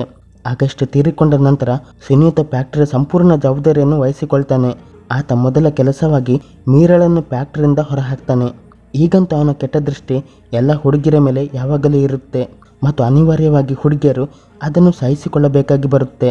ಇಷ್ಟೇ ಅಲ್ಲದೆ ಮೀರಾ ಈಗ ಆಗಸ್ಟ್ನ ಮನೆಯನ್ನು ಬಿಡಬೇಕಾಗುತ್ತೆ ಮತ್ತು ಮತ್ತೊಮ್ಮೆ ಅವಳು ಯಾವುದೇ ಮನೆ ಮತ್ತು ಆಸರಿಲ್ಲದೆ ಬೀದಿಗೆ ಬೀಳುತ್ತಾಳೆ.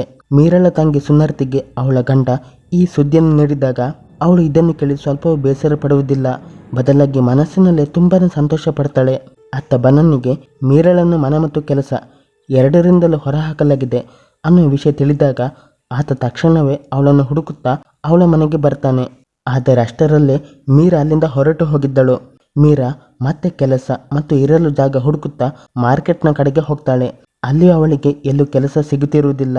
ಇದೇ ಸಮಯದಲ್ಲಿ ಮಾರ್ಕೆಟ್ನಲ್ಲಿ ಅವಳಿಗೆ ಆರ್ಯನ ತಾಯಿ ಭೇಟಿಯಾಗುತ್ತೆ. ಅವಳು ಮೀರಳನ್ನು ನೋಡಿದ ತಕ್ಷಣ ಅವಳ ಮೇಲೆ ಕಿರುಚಾಡಲು ಪ್ರಾರಂಭ ಮಾಡ್ತಾಳೆ ಮತ್ತು ಅವಳನ್ನು ಅಪಶಕುನ ಅಂತ ಕರೆದು ಮಾರ್ಕೆಟ್ನಿಂದಲೂ ಓಡಿಸಲು ಪ್ರಯತ್ನ ಮಾಡ್ತಾಳೆ. ಅಷ್ಟರಲ್ಲಿ ಅಲ್ಲಿಗೆ ಬನ್ನ ಬರ್ತಾನೆ ಮತ್ತು ಆತ ಮೀರಳನ್ನು ಬಚಾವ್ ಮಾಡಿ ತನ್ನೊಂದಿಗೆ ಕರ್ಕೊಂಡು ಹೋಗ್ತಾನೆ. ಬನ್ನ ಮೀರಳನ್ನು ತನ್ನ ಮನೆಗೆ ಕರೆತಂದು ಅವಳಿಗೆ ಊಟ ಕೊಡ್ತಾನೆ. ಮೀರಾ ಸಂಪೂರ್ಣವಾಗಿ ಒಡೆದು ಹೋದಂತಾಗಿದ್ದಳು. ತನ್ನ ಜೀವನದಲ್ಲಿ ಇನ್ನು ಏನು ಉಳಿದಿಲ್ಲವಂತ ಅವಳಿಗೆ ಅನಿಸುತ್ತಿತ್ತು. ಬನ್ನ ಅವಳ ಸ್ಥಿತಿಯನ್ನು ಅರ್ಥ ಮಾಡಿಕೊಂಡು ಅವಳಿಗೆ ರೆಸ್ಟ್ ಮಾಡಲು ಒಂದು ಕೋಣೆಯನ್ನು ಕೊಡ್ತಾನೆ. ರಾತ್ರಿ ಮಲಗಿರುವಾಗ ಮೀರಳಿಗೆ ಒಂದು ಭಯಾನಕ ಕನಸು ಬೀಳುತ್ತೆ. ಆ ಕನಸಿನಲ್ಲಿ ಅವಳಿಗೆ ಬನ್ನನದ್ದು ಒಂದು ಭಯಾನಕ ಮತ್ತು ರಾಕ್ಷಸ ರೂಪದ ಚಿತ್ರ ಕಾಣಿಸುತ್ತೆ. ಅವಳು ತೀವ್ರವಾಗಿ ಹೆದರಿ ನಿದ್ರೆಯಿಂದ ಎಚ್ಚರಗೊಳ್ಳುತ್ತಾಳೆ. ಬಹುಶಃ ಅವಳಿಗೆ ಒಂದು ಅಂತಃಸ್ಫುರಣೆ ಇನ್ಸ್ಟ್ಯೂಷನ್ ಆಗುತ್ತಿತ್ತು. ಅದು ಏನೆಂದರೆ ಅವಳು ಬನ್ನನೊಂದಿಗೆ ಯಾವುದೇ ರೀತಿಯ ರೊಮ್ಯಾಂಟಿಕ್ ಅಥವಾ ಮದುವೆ ಸಂಬಂಧ ಇಟ್ಟುಕೊಳ್ಳಬಾರ್ದಂತ. ಯಾಕೆಂದರೆ ಅವನೊಂದಿಗೂ ಹಾಗೆ ಆಗಬಹುದು. ಆಕೆ ಯಾರನ್ನು ಮದುವೆಯಾಗುತ್ತಿದ್ದಳೋ ಅವರಿಗೆ ಏನೋ ಒಂದು ತೊಂದರೆ ಕಾದಿರುತ್ತಿತ್ತು. ಅವಳ ಕಿರುಚಟವನ್ನು ಕೇಳಿ ಬನ್ನ ತಕ್ಷಣ ಕೋಣೆಗೆ ಬಂದು ಅವಳನ್ನು ಸಮಾಧಾನಪಡಿಸಲು ಪ್ರಯತ್ನ ಮಾಡ್ತಾನೆ. ಮರುದಿನ ಬ್ರೇಕ್ಫಾಸ್ಟ್ ಮಾಡುವಾಗ ಬನ್ನ ತನ್ನ ಪಾಸ್ಟ್ ಬಗ್ಗೆ ಮಾತನಾಡುತ್ತಿರ್ತಾನೆ ಮತ್ತು ಆತ ಮೀರಳಿಗೆ ತನ್ನ ಜೀವನ ಹೇಗಿತ್ತು ಅಂತ ಹೇಳ್ತಾನೆ. ಆತ ತನ್ನ ಬಾಲ್ಯದಲ್ಲಿ ತನ್ನ ತಾಯಿಯಿಂದ ಅಡುಗೆ ಮಾಡುವುದನ್ನು ಕಲಿತಿದ್ದ ಮತ್ತು ನಂತರ ಒಬ್ಬ ಒಳ್ಳೆ ಶೆಫ್ ಆಗುವ ಕನಸು ಹೊತ್ತು ನಗರಕ್ಕೆ ಬಂದು ತನ್ನ ಸ್ವಂತ ಬಿಸ್ನೆಸ್ ಪ್ರಾರಂಭಿಸಿದ್ದೆ ಅಂತ ಹೇಳ್ತಾನೆ. ಮೊದಲು ಅವನ ಬಿಸ್ನೆಸ್ ತುಂಬಾ ಚೆನ್ನಾಗಿ ನಡೀತಿತ್ತು. ಆದರೆ ಒಂದು ದಿನ ಆತ ತನ್ನ ತಾಯಿಯನ್ನು ನೋಡಲು ಹಳ್ಳಿಗೆ ಮರಳಿದಾಗ ಅವನ ತಾಯಿ ತುಂಬಾ ಅನಾರೋಗ್ಯದಿಂದಿರುವುದನ್ನು ನೋಡ್ತಾನೆ ಮತ್ತು ಕೆಲವು ದಿನಗಳಲ್ಲಿ ಆಕೆ ತೀರಿಕೊಳ್ಳುತ್ತಾಳೆ. ತನ್ನ ತಾಯಿಯನ್ನು ಕಳೆದುಕೊಂಡ ನಂತರ ಬನ್ನನ ಜೀವನ ಸಂಪೂರ್ಣವಾಗಿ ಬದಲಾಗಿ ಹೋಗುತ್ತೆ. ಅವನ ಬಿಸ್ನೆಸ್ ನಿಧಾನವಾಗಿ ನಷ್ಟಕ್ಕೆ ಸಿಲುಕುತ್ತೆ ಮತ್ತು ಕೊನೆಗೂ ಆತ ಎಲ್ಲನೂ ಬಿಡಬೇಕಾಗಿ ಬರುತ್ತದೆ. ಈ ಕಾರಣದಿಂದಲೇ ಆತ ಈಗ ಒಂದು ಸಣ್ಣ ರೆಸ್ಟೋರೆಂಟ್ ನಡೆಸುತ್ತಿದ್ದ. ಅಲ್ಲಿ ಆತ ತನ್ನ ತಾಯಿ ಕಲಿಸಿಕೊಟ್ಟ ರೆಸಿಪಿಗಳನ್ನೇ ಮಾಡುತ್ತಿದ್ದ. ಆ ರೆಸಿಪಿಗಳನ್ನು ಮಾಡುವಾಗ ಅವನಿಗೆ ತನ್ನ ತಾಯಿಯೊಂದಿಗೆ ಕಳೆದ ಒಳ್ಳೆಯ ಕ್ಷಣಗಳು ನೆನಪಿಗೆ ಬಂದು ಸ್ವಲ್ಪ ನೆಮ್ಮದಿ ಸಿಗುತ್ತಿತ್ತು. ಬನ್ನ ಮೀರಳಿಗೂ ಇದೇ ಸಲಹೆಯನ್ನು ಕೊಡ್ತಾನೆ. ಆತ ಭೂತಕಾಲದ ಕೆಟ್ಟ ನೆನಪುಗಳಲ್ಲಿ ಬದುಕುವ ಬದಲು ಜೀವನದ ಒಳ್ಳೆಯ ಕ್ಷಣಗಳನ್ನು ನೆನಪಿಸಿಕೊಳ್ಳಬೇಕು. ಆಗ ಮಾತ್ರ ಮುಂದೆ ಸಾಗಲು ಸಾಧ್ಯವಂತ ಹೇಳ್ತಾನೆ. ಇದರ ನಂತರ ಬನ್ನ ಮೀರಳಿಗೆ ತನ್ನ ತಾಯಿ ಕೆಲವು ಸ್ಪೆಷಲ್ ರೆಸಿಪಿಗಳನ್ನು ಮಾಡುವುದನ್ನು ಕಲಿಸಿಕೊಡ್ತಾನೆ ಮತ್ತು ನಿಧಾನವಾಗಿ ಇಬ್ಬರು ಒಬ್ಬರಿಗೊಬ್ಬರು ಇನ್ನೂ ಹತ್ತಿರವಾಗ್ತಾರೆ.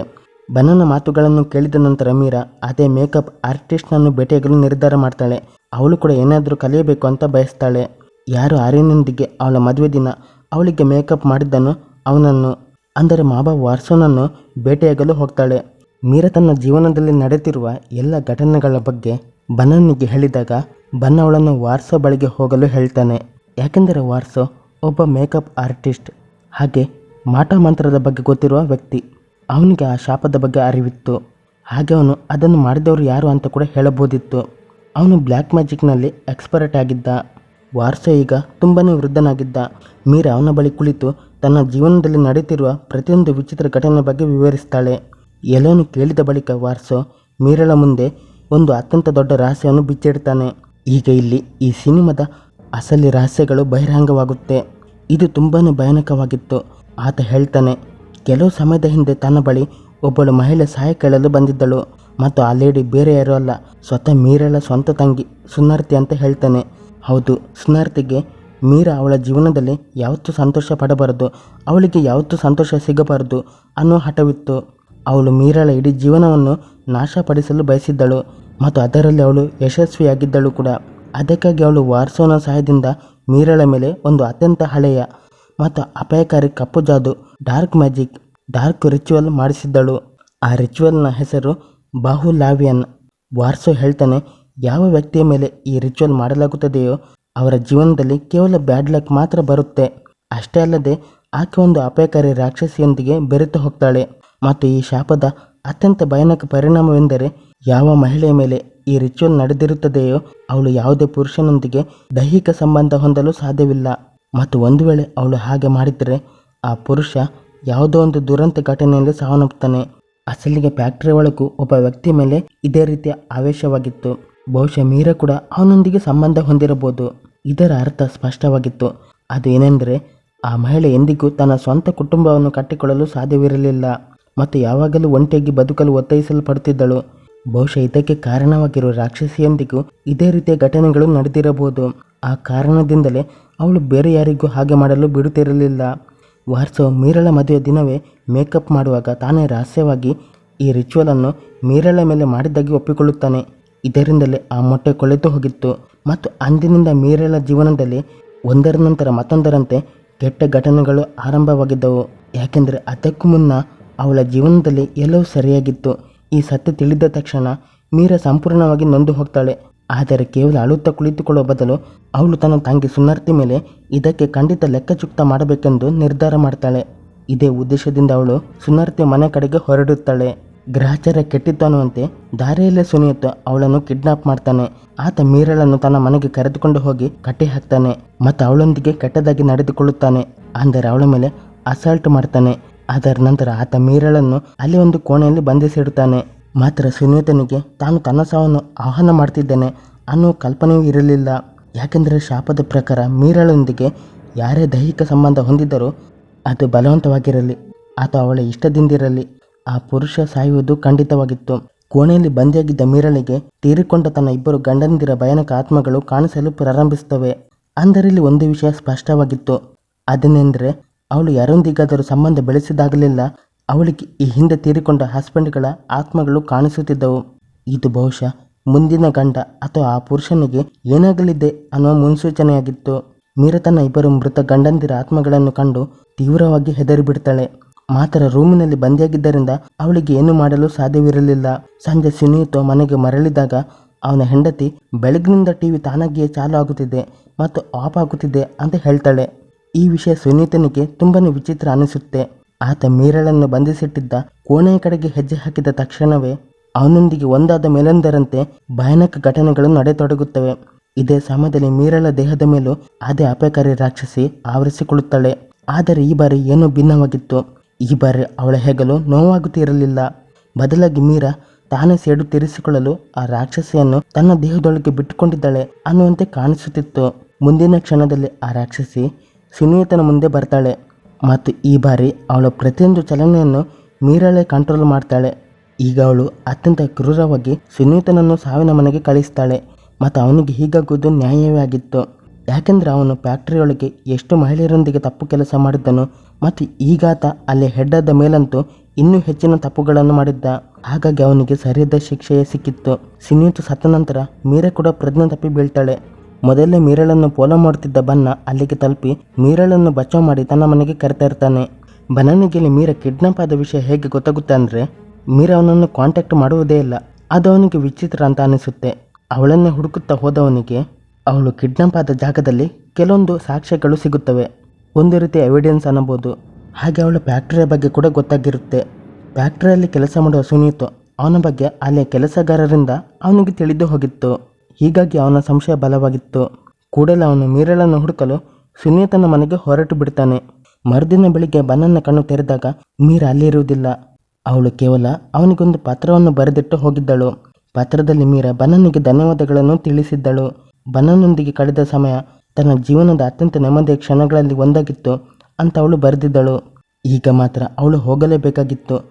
ಯಾಕೆಂದರೆ ಅವಳು ಅವನ ಪ್ರಾಣವನ್ನು ಅಪಾಯಕ್ಕೆ ಸಿಲುಕಿಸಲು ಬಯಸುವುದಿಲ್ಲ ಅಂತ ಬರೆದಿರ್ತಾಳೆ. ಈ ಪತ್ರ ಓದಿದ ತಕ್ಷಣ ಬನ್ನ ತಡ ಮಾಡದೆ ಮೀರಳನ್ನು ಹುಡುಕಲು ಹೊರಡ್ತಾನೆ. ಆತ ಮೊದಲು ಫ್ಯಾಕ್ಟರಿಗೆ ಹೋಗಿ ಮೀರಳ ಎಂಪ್ಲಾಯ್ ಫೈಲ್ ಚೆಕ್ ಮಾಡ್ತಾನೆ. ಅಲ್ಲಿಂದ ಅವನಿಗೆ ಮೀರಳ ಹಳೆಯ ಮನೆಯ ಅಡ್ರೆಸ್ ಸಿಗುತ್ತೆ ಮತ್ತು ಆತ ತಕ್ಷಣವೇ ಆ ಅಡ್ರೆಸ್ನ ಕಡೆಗೆ ಹೊರಡ್ತಾನೆ. ಇತ್ತ ಮತ್ತೊಂದೆಡೆ ಮೀರಾ ಕೂಡ ತನ್ನ ಹಳೆಯ ಮನೆಗೆ ತಲುಪಿದ್ದಳು. ಇದು ಅದೇ ಮನೆಯಾಗಿತ್ತು ಎಲ್ಲಿ ಅವಳ ತಂದೆ ಮತ್ತು ಸಾಕು ತಾಯಿ ವಾಸಿಸುತ್ತಿದ್ದರೋ ಅದೇ ಆರಂಭದ ದೃಶ್ಯದ ಮನೆಯಾಗಿತ್ತು. ಮನೆಯೊಳಗೆ ಹೆಜ್ಜೆ ಇಡುತ್ತಿದ್ದಂತೆ ಮೀರಳಿಗೆ ತನ್ನ ಬಾಲ್ಯದ ನೆನಪುಗಳು ಬರಲು ಆರಂಭಿಸುತ್ತವೆ. ಆಗ ಅವಳಿಗೆ ನೆನಪಾಗುತ್ತೆ ಬಾಲ್ಯದಲ್ಲಿ ಅವಳು ತನ್ನ ಸಾಕು ತಂದೆ ಸುನರ್ತಿ ಜೊತೆ ಎಷ್ಟು ಕೆಟ್ಟದಾಗಿ ನಡೆದುಕೊಳ್ಳುತ್ತಿದ್ದಳು ಅನ್ನುವುದು. ಇದು ಸುನರ್ತಿ ಮನಸ್ಸಿನಲ್ಲಿ ಅವಳ ಮೇಲಿದ್ದ ದ್ವೇಷಕ್ಕೆ ಕಾರಣವಾಗಿತ್ತು. ಅವಳು ಸುನರ್ತಿಗೆ ಪ್ರತಿಯೊಂದು ವಿಷಯಕ್ಕೂ ಪೀಡಿಸುತ್ತಿದ್ದಳು ಮತ್ತು ಹೆಚ್ಚಾಗಿ ಅವಳನ್ನು ಅಳಿಸುತ್ತಿದ್ದಳು. ಇದರ ನಂತರ ಸುನರ್ತಿ ಗಂಡ ತನಗೆ ಏನೋ ಮುಖ್ಯ ಕೆಲಸದ ಮೇಲೆ ಹೊರಗೆ ಹೋಗಬೇಕಾಗಿದೆ ಅಂತ ಹೇಳ್ತಾನೆ ಮತ್ತು ಸುನರ್ತಿ ಅವನಿಗೆ ಬಾಯಿ ಹೇಳಿ ತನ್ನ ಮಗಳ ಬಳಿ ಬಂದು ಅವಳಿಗೆ ಕತೆ ಹೇಳಲು ಪ್ರಾರಂಭಿಸ್ತಾಳೆ. ಅಸಲಿಗೆ ಸುನರ್ತಿ ಗಂಡ ಅವನು ಸುಳ್ಳು ಹೇಳಿದ್ದ. ಅವನು ಹೆಂಡತಿಗೆ ಸುಳ್ಳು ಹೇಳಿ ತನ್ನ ಸಹೋದ್ಯೋಗಿಯೊಂದಿಗೆ ಪಾರ್ಟಿ ಮಾಡಲು ಹೋಗಿದ್ದ. ವಾಸ್ತವವಾಗಿ ಅವರಿಬ್ಬರು ಅಲ್ಲಿ ಹುಡುಗಿಯರೊಂದಿಗೆ ಸಮಯ ಕಳೆಯಲಿದ್ದರು ಮತ್ತು ಅವನ ಸಹೋದ್ಯೋಗಿ ಅವನಿಗೆ ಒಬ್ಬಳು ಹುಡುಗಿಯನ್ನು ಕೂಡ ಕರೆಸ್ತಾನೆ. ಆದರೆ ಆ ಹುಡುಗಿ ರೂಮಿಗೆ ಬಂದಾಗ ಆಘಾತಕಾರಿ ವಿಷಯವೇನೆಂದರೆ ಅವಳು ಮಾಸ್ಕ್ ಧರಿಸಿದ್ದ ಮೀರಳೆ ಆಗಿದ್ದಳು. ಹೌದು, ಮೀರಾ ತನ್ನ ತಂಗಿ ಸುನರ್ತಿ ವಿರುದ್ಧ ಸೇಡು ತೀರಿಸಿಕೊಳ್ಳಲು ಬಯಸಿದ್ದಳು ಮತ್ತು ಅದಕ್ಕಾಗಿ ಅವಳು ಬೇಕಂತಲೇ ಸುನರ್ತಿ ಗಂಡನೊಂದಿಗೆ ದೈಹಿಕ ಸಂಬಂಧ ಬೆಳೆಸ್ತಾಳೆ. ಅವಳಿಗೆ ತಿಳಿದಿತ್ತು ಅದೇನೆಂದರೆ ಯಾವ ಪುರುಷನೇ ಆಗಲಿ ಅವಳೊಂದಿಗೆ ಸಂಬಂಧ ಹೊಂದಿದರೆ ಆತ ಶಾಪದ ಕಾರಣದಿಂದ ಬದುಕುವುದಿಲ್ಲ ಅನ್ನುವುದು. ಇದರ ನಂತರ ಸುನರ್ತಿ ಗಂಡ ಕುಡಿದ ಮತ್ತಿನಲ್ಲಿ ಮನೆಗೆ ಮರಳುತ್ತಾನೆ ಮತ್ತು ಏನೂ ಹೇಳದೆ ನೇರವಾಗಿ ಬೆಡ್ರೂಮ್ಗೆ ಹೋಗಿ ಮಲಗಿಕೊಳ್ತಾನೆ. ಇದನ್ನು ನೋಡಿ ಸುನರ್ತಿಗೆ ಸ್ವಲ್ಪ ಬೇಸರವಾಗುತ್ತೆ. ಆದರೆ ಅಷ್ಟರಲ್ಲಿ ಇದ್ದಕ್ಕಿದ್ದಂತೆ ಮೀರಾ ತನ್ನ ತಂಗಿ ಸುನರ್ತಿ ಮನೆಗೆ ಬರ್ತಾಳೆ ಮತ್ತು ಅವಳು ಸುನರ್ತಿಗೆ ಇನ್ನು ನಿನ್ನ ಗಂಡ ಬದುಕುವುದಿಲ್ಲ ಅಂತ ಹೇಳ್ತಾಳೆ. ಮೀರಾ ತಾನು ಮೊದಲು ಅವಳ ಬಳಿ ಕ್ಷಮೆ ಕೇಳಲು ಬಂದಿದ್ದೆ, ಆದರೆ ಸುನರ್ತಿ ಅವಳನ್ನು ಕ್ಷಮಿಸಲಿಲ್ಲ ಅಂತ ಹೇಳುತ್ತಾಳೆ. ಮೀರಾ ಅವಳಿಗೆ ದೈಹಿಕವಾಗಿ ಮಾತ್ರವಲ್ಲದೆ ಮಾನಸಿಕವಾಗಿಯೂ ತುಂಬಾನೇ ಹಿಂಸೆ ಕೊಟ್ಟಿದ್ದಳು. ಆದ್ದರಿಂದ ಅವಳ ಪ್ರಕಾರ ಮೀರಳಿಗೆ ಸಂತೋಷವಾಗಿರಲು ಯಾವುದೇ ಹಕ್ಕಿಲ್ಲ ಅಂತ ಸುನರ್ತಿ ಹೇಳ್ತಾಳೆ. ಇಬ್ಬರ ನಡುವೆ ಜಗಳ ನಡೆಯುತ್ತಿರುವಾಗಲೇ ಆ ಶಾಪ ಮತ್ತೊಮ್ಮೆ ತನ್ನ ಪ್ರಭಾವವನ್ನು ತೋರಿಸಲು ಪ್ರಾರಂಭಿಸುತ್ತೆ. ಅದೇ ಭಯಾನಕ ರಾಕ್ಷಸಿ ಸುನರ್ತಿ ಮನೆಗೆ ಪ್ರವೇಶಿಸಿ ಮತ್ತೊಮ್ಮೆ ಮೀರಳ ದೇಹವನ್ನು ಆವರಿಸಿಕೊಳ್ಳುತ್ತಾಳೆ ಮತ್ತು ಅದೇ ಸಮಯದಲ್ಲಿ ಬೆಡ್ರೂಮ್ನಲ್ಲಿ ಮಲಗಿದ್ದ ಸುನರ್ತಿ ಗಂಡನನ್ನು ಆ ರಾಕ್ಷಸಿ ಕ್ರೂರವಾಗಿ ಕೊಂದು ಮುಗಿಸ್ತಾಳೆ. ಮೀರಾ ಸುನರ್ತಿಗೆ ನಿನ್ನ ಗಂಡ ಇನ್ನೂ ಬದುಕಿಲ್ಲ ಮತ್ತು ತಾನು ಅವನೊಂದಿಗೆ ದೈಹಿಕ ಸಂಬಂಧ ಹೊಂದಿದ್ದೆ ಅಂತ ಹೇಳಿದಾಗ ಸುನರ್ತಿ ಕೋಪ ಕಟ್ಟೆಹಿಡಿಯುತ್ತೆ ಮತ್ತು ಅವಳು ಮೀರಳ ಮೇಲೆ ದಾಳಿ ಮಾಡ್ತಾಳೆ. ಅವಳು ಮೀರಳ ತಲೆಯನ್ನು ಪದೇ ಪದೇ ಗೋಡೆಗೆ ಚಚ್ಚುತ್ತಾಳೆ ಮತ್ತು ಬಾಲ್ಯದಲ್ಲಿ ಮೀರಾ ತನಗೆ ಹೇಗೆ ಹಿಂಸೆ ನೀಡುತ್ತಿದ್ದಳೋ ಇವತ್ತು ಸುನರ್ತಿ ಕೂಡ ಅದೇ ರೀತಿ ಮೀರಳಿಂದ ಸೇಡು ತೀರಿಸಿಕೊಳ್ಳುತ್ತಿದ್ದಳು. ಅದಕ್ಕಾಗಿ ಹೇಳುವುದು, ಬಾಲ್ಯದಲ್ಲಿ ಯಾರಿಗೂ ಏನು ಅನ್ನಬಾರದು, ಅದರ ಗಾಯಗಳು ದೊಡ್ಡವರಾದ ಮೇಲೂ ಅನೇಕರ ಹೃದಯದಲ್ಲಿ ಹಾಗೆ ಇರುತ್ತವೆ ಮತ್ತು ಯಾರು ಯಾವಾಗ ಏನು ಮಾಡ್ತಾರೆ ಅನ್ನೋದು ಗೊತ್ತಾಗುವುದಿಲ್ಲ. ಈಗ ಅವಳು ಗಾಜಿನ ತುಂಡುಗಳಿಂದ ಮೀರಳ ಮೇಲೆ ಹಲವು ಬಾರಿ ಇರುತ್ತಾಳೆ ಮತ್ತು ಅವಳು ದೇಹದ ಮೇಲೆ ಆಳವಾದ ಗಾಯಗಳನ್ನು ಉಂಟು ಮಾಡ್ತಾಳೆ. ಇಬ್ಬರು ಸಹೋದರಿಯರ ನಡುವೆ ಭೀಕರ ಹೋರಾಟ ಪ್ರಾರಂಭವಾಗುತ್ತೆ ಮತ್ತು ಇಬ್ಬರು ಸಹೋದರಿಯರು ತೀವ್ರವಾಗಿ ಗಾಯಗೊಳ್ಳುತ್ತಾರೆ. ಜಗಳದ ಸಮಯದಲ್ಲಿ ಮೀರಾ ಜೋರಾಗಿ ಸುನರ್ತಿಯನ್ನು ತಳ್ಳುತ್ತಾಳೆ ಮತ್ತು ಸುನರ್ತಿ ಹಿಂದಿದ್ದ ಗಾಜಿನ ಟೇಬಲ್ ಮೇಲೆ ಹೋಗಿ ಬೀಳ್ತಾಳೆ. ಇದರಿಂದ ಆ ಟೇಬಲ್ ಒಡೆದು ಹೋಗುತ್ತೆ ಮತ್ತು ಅದರ ಒಂದು ದೊಡ್ಡ ಗಾಜಿನ ತುಂಡು ನೇರವಾಗಿ ಸುನರ್ತಿ ಗಂಟಲಿಗೆ ಚುಚ್ಚಿಕೊಳ್ಳುತ್ತೆ. ಅವಳ ಗಂಟಲು ತೀವ್ರವಾಗಿ ಕತ್ತರಿಸಿ ಹೋಗುತ್ತೆ. ತನ್ನ ಕೊನೆ ಉಸಿರು ಎಳೆಯುತ್ತಾ ಸುನರ್ತಿ ಮೀರಳಿಗೆ ಒಂದು ಅತ್ಯಂತ ದೊಡ್ಡ ಸತ್ಯವನ್ನು ಹೇಳುತ್ತಾಳೆ. ಅವಳು ಯಾವ ವ್ಯಕ್ತಿ ಬಹುಲಾವಿಯನ್ ರಿಚುವಲ್ ಮಾಡಿಸಿರುತ್ತಾರೋ ಅವರು ಮಾತ್ರ ಆ ಶಾಪವನ್ನು ಕೊನೆಗೊಳಿಸಲು ಸಾಧ್ಯ ಮತ್ತು ಆ ವ್ಯಕ್ತಿ ಸ್ವತಃ ಸುನರ್ತಿ ಆಗಿದ್ದಳು ಅಂತ ಹೇಳ್ತಾಳೆ. ಆದರೆ ಸಾಯುವ ಮುನ್ನ ಸುನರ್ತಿ ಮತ್ತೊಂದು ಭಯಾನಕ ರಹಸ್ಯವನ್ನು ಬಿಚ್ಚಿಡ್ತಾಳೆ. ಅದು ಏನಂದರೆ ಅವಳು ವಾಟ್ಸನನ್ನು ಕೂಡ ಕೊಂದು ಮುಗಿಸಿದ್ದಾಳೆ ಅನ್ನುವುದು. ಇದರ ಅರ್ಥ ಈಗ ಯಾರೂ ಬದುಕಿರಲಿಲ್ಲ, ಯಾರು ಮೀರಳನ್ನು ಈ ಶಾಪದಿಂದ ಮುಕ್ತಿಗೊಳಿಸಬಹುದು ಅಂಥವರು ಯಾರೂ ಇರಲಿಲ್ಲ. ಈ ಸತ್ಯವನ್ನು ಕೇಳಿ ಮೀರಾ ಸಂಪೂರ್ಣವಾಗಿ ಒಡೆದು ಹೋಗ್ತಾಳೆ. ಅವಳು ಸುನರ್ತಿಯನ್ನು ಅವಳ ಕೊನೆ ಉಸಿರಿನ ಸ್ಥಿತಿಯಲ್ಲೇ ಬಿಟ್ಟು ಅಲ್ಲಿಂದ ಹೊರಟು ಹೋಗ್ತಾಳೆ. ಅಂದರೆ ಈಗ ಮೀರಳ ಮೇಲಿರುವ ಶಾಪ ಎಂದಿಗೂ ಹೋಗುವಂತಿರಲಿಲ್ಲ ಮತ್ತು ಅವಳ ಇಡೀ ಜೀವನ ಹೀಗೆ ಕಳೆಯಬೇಕಿತ್ತು. ಒಂದು ಅವಳು ತನ್ನ ಗಂಡಂದಿರನ್ನು ಬದಲಾಯಿಸುತ್ತಿರಬೇಕು ಅಥವಾ ಯಾವಾಗಲೂ ಒಂಟಿ ಜೀವನವನ್ನು ಕಳೆಯಬೇಕು. ಇದರ ನಂತರ ಮೀರಾ ತನ್ನ ಹಳೆಯ ಮನೆಗೆ ಮರಳಿ ಬರುತ್ತಾಳೆ. ಅಲ್ಲಿ ಅವಳು ತನ್ನನ್ನು ಹುಡುಕಿಕೊಂಡು ಬನ್ನ ಬಂದಿರುವುದನ್ನು ನೋಡ್ತಾಳೆ. ಎಲ್ಲವನ್ನು ತಿಳಿದಿದ್ದರೂ ಬನ್ನ ಮೀರಳನ್ನು ಅವಳ ಪಾಸ್ಟ್ನೊಂದಿಗೆ ಸ್ವೀಕಾರ ಮಾಡ್ತಾನೆ. ಯಾಕೆಂದರೆ ಆತ ಮೀರಳನ್ನು ನಿಜವಾಗಿಯೂ ಪ್ರೀತಿ ಮಾಡ್ತಿದ್ದ. ಇಬ್ಬರು ಒಂದು ಹೊಸ ಜೀವನವನ್ನು ಪ್ರಾರಂಭ ಮಾಡ್ತಾರೆ ಮತ್ತು ಕೆಲವು ಸಮಯದವರೆಗೆ ಸಂತೋಷದಿಂದ ಒಟ್ಟಿಗೆ ಬಾಳ್ತಾರೆ. ಆದರೆ ಆ ಶಾಪ ಇನ್ನೂ ಮುಗಿದಿರಲಿಲ್ಲ ಮತ್ತು ಒಂದು ದಿನ ಅದೇ ಶಾಪ ಬನ್ನನ ಪ್ರಾಣವನ್ನು ತೆಗೆದುಕೊಳ್ಳುತ್ತೆ. ಕೊನೆಯಲ್ಲಿ ಮೀರಾ ಮತ್ತೊಮ್ಮೆ ಎಲ್ಲವನ್ನು ಕಳೆದುಕೊಂಡು ಜಗತ್ತಿನಲ್ಲಿ ಶಾಶ್ವತವಾಗಿ ಒಂಟಿಯಾಗಿ ಉಳಿಯುತ್ತಾಳೆ. ಇದೇ ದುಃಖದ ಅಂತ್ಯದೊಂದಿಗೆ ಈ ಹಾರರ್ ಸಿನಿಮಾ ಇಲ್ಲಿಗೆ ಮುಕ್ತಾಯಗೊಳ್ಳುತ್ತೆ. ಸ್ನೇಹಿತರೆ, ಅಸಲಿಗಿದು ಮೀರಾ ಅನ್ನುವ ಮಹಿಳೆಯ ಜೊತೆ ನಡೆದ ಒಂದು ನೈಜ ಕಥೆಯಾಗಿದೆ. ಅವಳೊಂದಿಗೆ ನಿಜ ಜೀವನದಲ್ಲಿ ಇದೆಲ್ಲವೂ ನಡೆದಿತ್ತು ಅಂತ ತಿಳಿದು ಬಂದಿದೆ.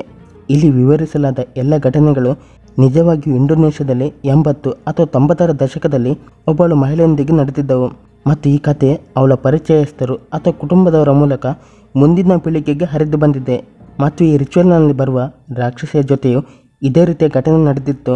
ಅವಳ ಗಂಡ ಅಥವಾ ಅವಳ ಬಾಯ್ ಫ್ರೆಂಡ್ ಅವಳಿಗೆ ದ್ರೋಹ ಮಾಡಿದ್ದ. ಅಸಲಿಗೆ ಆ ರಾಕ್ಷಸಿ ಒಬ್ಬಳು ಮಹಿಳೆಯಾಗಿದ್ದು ಕೆಟ್ಟ ಶಕ್ತಿಗಳನ್ನು ಪ್ರಾಕ್ಟೀಸ್ ಮಾಡುತ್ತಿದ್ದವಳು, ಯಾಕೆಂದರೆ ಹೆಚ್ಚು ಶಕ್ತಿಗಳನ್ನು ಪಡೆಯಲು. ಅದರ ನಂತರ ಯಾರ ಮೇಲಾದರೂ ಈ ರಿಚುವಲ್ ಮಾಡಲಾದರೆ ಅಥವಾ ಈ ರಾಕ್ಷಸಿಯನ್ನು ಕರೆಯಲಾದರೆ ಅವಳ ಮಹಿಳೆಯ ಜೀವನದಲ್ಲಿ ಎಂದಿಗೂ ಸಂತೋಷ ಬರಲು ಬಿಡುತ್ತಿರಲಿಲ್ಲ ಮತ್ತು ಯಾವಾಗಲೂ ಅವಳ ಗಂಡ ಅಥವಾ ಬಾಯ್ ಫ್ರೆಂಡನ್ನು ಕೊಂದು ಮುಗಿಸುತ್ತಿದ್ದಳು. ಯಾರೊಂದಿಗೆ ಆಕೆ ದೈಹಿಕ ಸಂಬಂಧ ಹೊಂದುತ್ತಾಳೋ ಅವರನ್ನು ಕೊಲ್ಲುತ್ತಿದ್ದಳು. ಇದಾಗಿತ್ತು ಈ ಸಿನಿಮಾದ ಕತೆ ಹೇಗಿತ್ತು ಕಮೆಂಟ್ ಮಾಡಿ ತಿಳಿಸಿ. ವಿಡಿಯೋ ಮತ್ತು ಕತೆ ಇಷ್ಟವಾದರೆ ಲೈಕ್ ಮಾಡಿ ಮತ್ತು ಶೇರ್ ಮಾಡಿ. ಚಾನಲಿಗೆ ಹೊಸಬರಾದರೆ ಸಬ್ಸ್ಕ್ರೈಬ್ ಮಾಡಿ. Thank you for watching.